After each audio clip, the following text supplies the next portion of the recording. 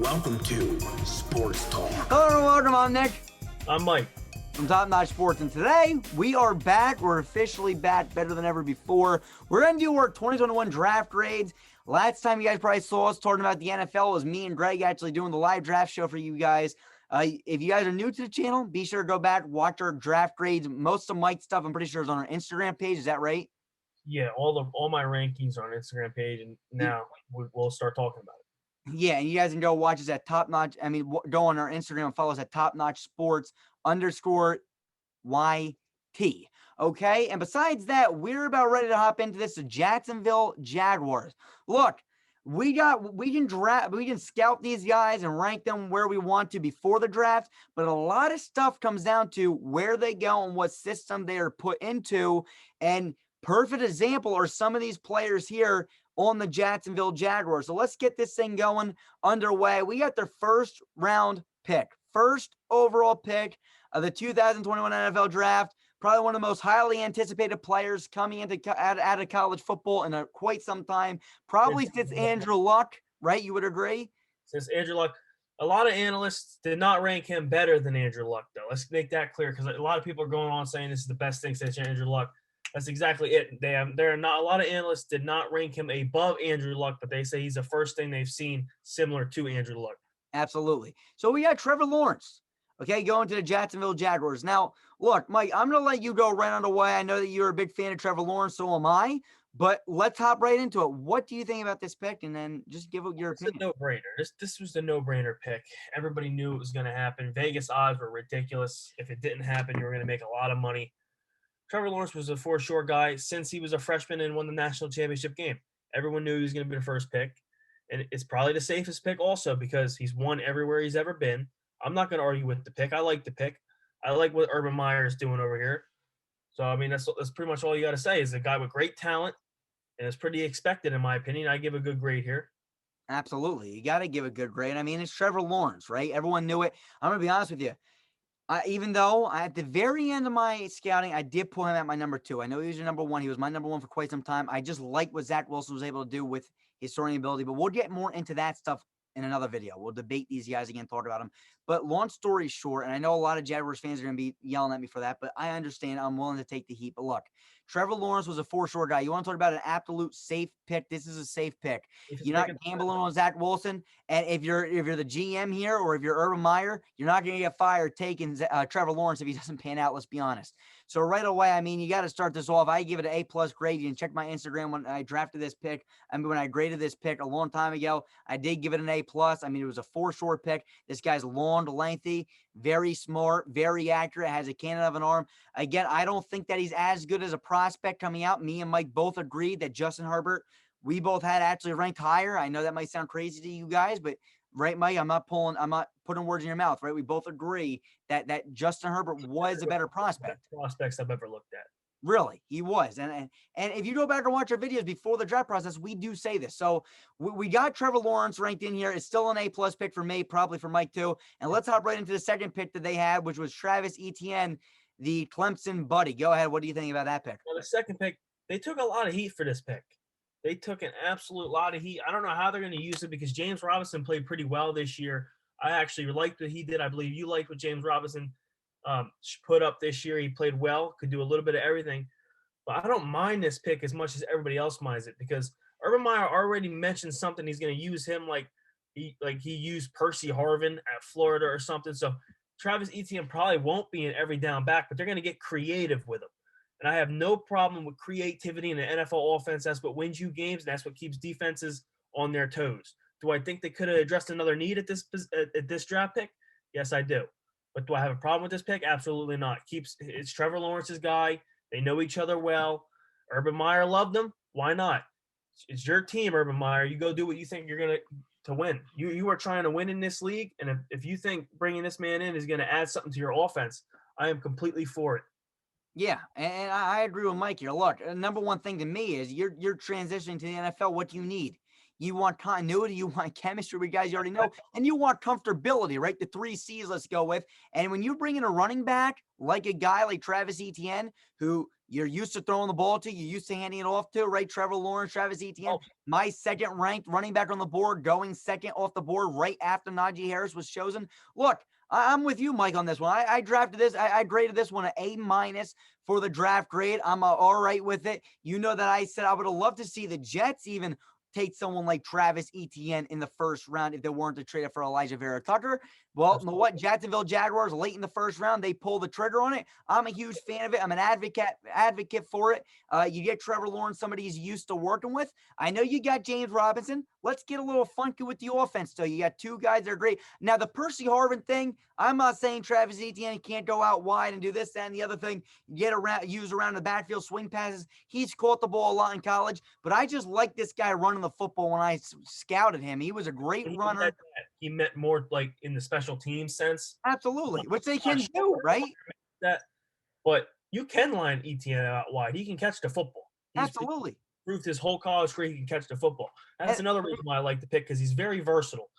Yeah, I agree. And another thing, like you just said, Mike, you can use this guy as a return man if you wanted to, because think about it. You got James Robinson. It's not like he's going anywhere. He's an every down back. Honestly, that's what he was last year. You bring in Travis Etienne. Travis Etienne's another every down back. It doesn't hurt to have 2 in today's NFL, because most teams don't have one. They have multiple. I mean, there's enough running backs to go around the league for every team to have 2 starting running backs. Again, this guy's a one cut. He's a hesitation, one cut, then pop kind of a runner, right? He'll wait. You find that hole, see it, one cut to the hole, off to the races gone. I think he can be used great in the run game, change the pace back. Going to be really exciting to see Travis Etienne. As we go to our third pick here in Tyson Campbell, cornerback from Georgia. Mike, what's your opinion on this one?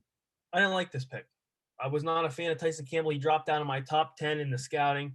I really didn't like what I see. I didn't care for anything I saw from him, to be honest with you. But from what I understand, because they signed Shaquille Griffin to a 3-year contract, and they're bringing this guy in to compete with C.J. Henderson. C.J. Henderson has some injuries this first season, so they're bringing another guy in to compete and push C.J. Henderson a little bit. But I think there were better options with this pick. I am not a fan of this pick at all. What do you think, Nick? Yeah, no, this was my first really questionable pick of the second round. I mean, it started the second round. I was really questioning it. There was a lot of better cornerbacks on the board, in my opinion. I mean, you look at the guys that were taken after them. I would have took most of them. Tyson Campbell is my 14th ranked cornerback coming in this year's draft. He's a big, taller guy, if I'm not mistaken. I'm pretty sure he was 6'2". You can actually fact check me if you want on that. I'm pretty sure he was 6'2". Bigger guy. I said mainly in my film studies, I saw that he was mostly a zone corner. He does a good job cutting off the routes and getting back to the football, I wrote down. So he cuts the routes off, but he's not the fastest guy on the field either. And like you just said, you mentioned the guy C.J. Henderson. He's fast, okay? This guy's a longer, lengthier corner from what I remember. And he was my 14th ranked guy. You look at guys that were drafted after him. I'm going to look right in the second round. I'm just going to look real fast at my phone. Let me see. Kelvin Joseph from Kentucky I like better. Asante Samuel Jr. I don't know where I had Asante Samuel Jr. ranked. I like Asante Samuel Jr. a lot better. Yeah. You know, there's just some guy, but I mean, he was a Nets guy. He was the second guy after him. I look, there was some more guys I would have definitely taken before I would have went with Tyson Campbell. I know he's big. I know he's tall. He's lengthy. I'm just still not a huge fan of Tyson Campbell. Just his coverage skills, one of the best, but he does do a good job cutting off routes, jumping in front of the receiver, and making plays on balls. But again, the issue is his speed. So if they use him in a zone scheme, it might work out. Let's go to the next guy, Walker Little. Go ahead. I liked Walker Little. I don't remember exactly where I had him ranked as offensive tackles. He had to. Oh, let me just look real quick, just so I know, so I don't. And while Mike's looking at this, I had Tyson Campbell as a C- when the draft happened. I had it as a C- again. I just feel like there's better guys to take. It's not that it wasn't a need. It's just that I feel like there's better guys available for the Jacksonville Jaguars. But I'll go about Walker Little real fast while you're waiting. So Walker Little, for me, he was my 13th ranked offensive tackle. Okay, it wasn't the biggest reach of the draft. I wasn't a fan of Christian Darrisaw. I wasn't a fan of the Raiders drafting Alice Leatherwood. You know that, Mike. I think Leatherwood was ranked my 12th. Walker Little was my 13th. But they got Walker Little, you know, decently. I mean, the value here wasn't terrible.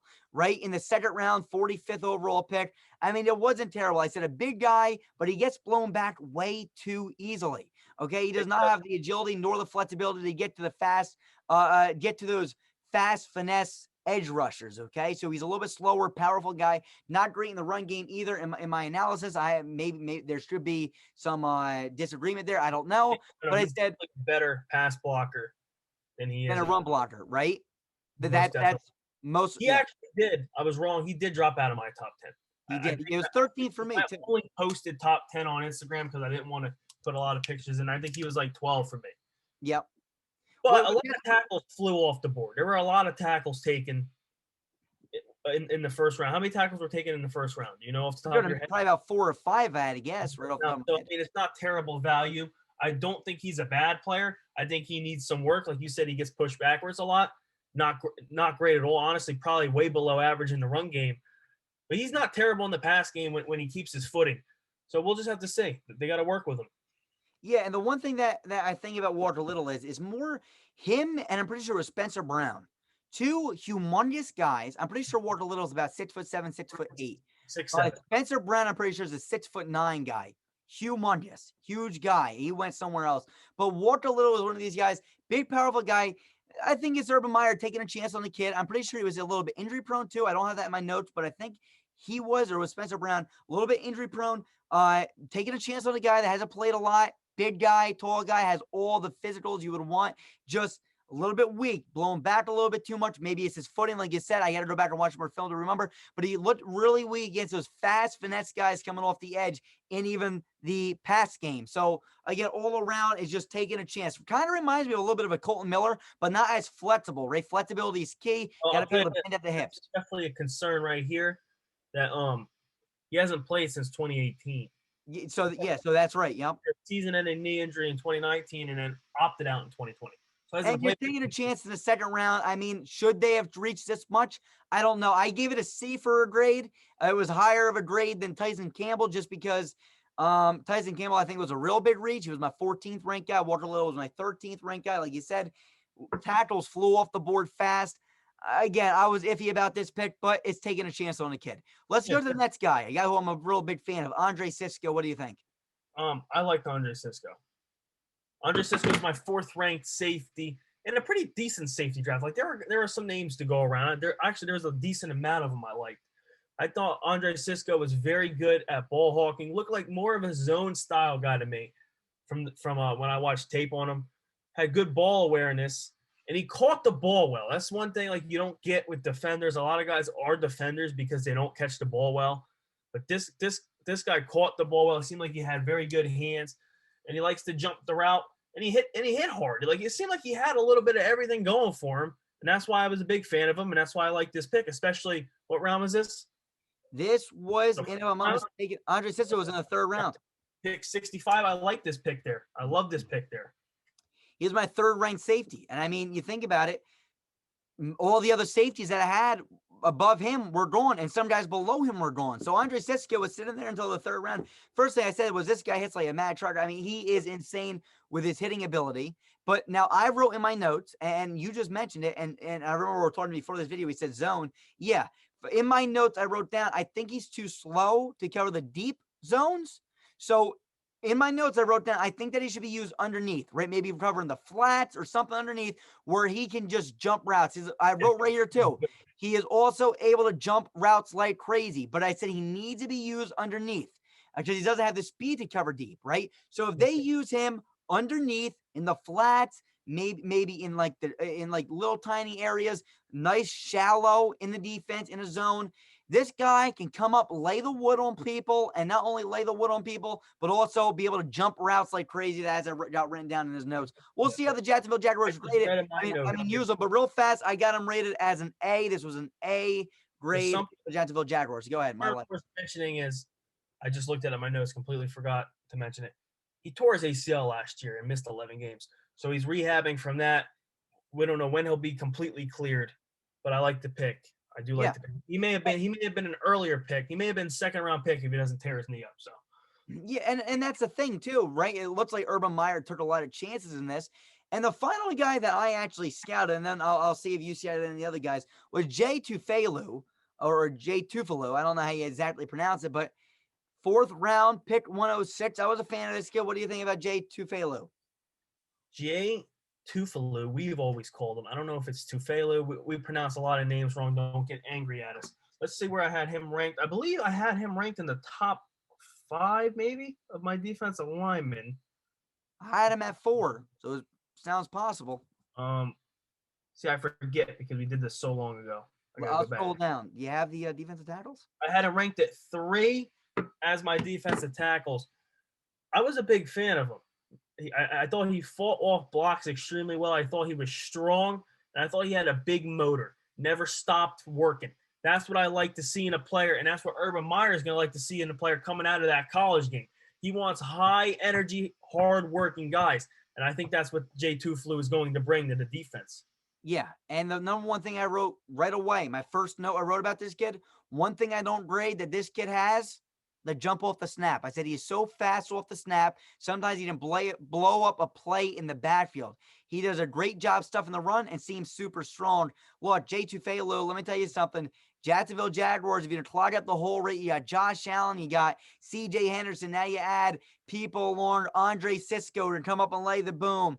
You got, did I already mention C.J. Henderson, Tyson Campbell? Your offense is being built. I'm excited about the Jacksonville Jaguars team. I think they can go far. Good, Nick. A lot of guys, when they're rushing and they get knocked off, they will stop running. Jay Tufalo will hit you like a truck and keep pushing. Yeah, absolutely. That is one thing I like out of Jay Tufalo I noticed in his film. He plays extremely hard, and that tires out offensive linemen. Even if he's not making an impact play, he's not anywhere near the play. He's still playing 100%, pushing, hitting the guy's arms. That tires him out. He's going to be a good player for this team.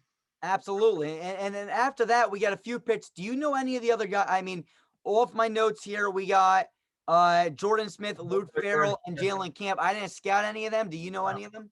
No, I don't know any of them. Me either. So, guys, we can't help you there. If you guys want more in-depth breakdown of these players on a video, you can go and watch my scouting report on the positional groups. Everybody we talked about, I did grade.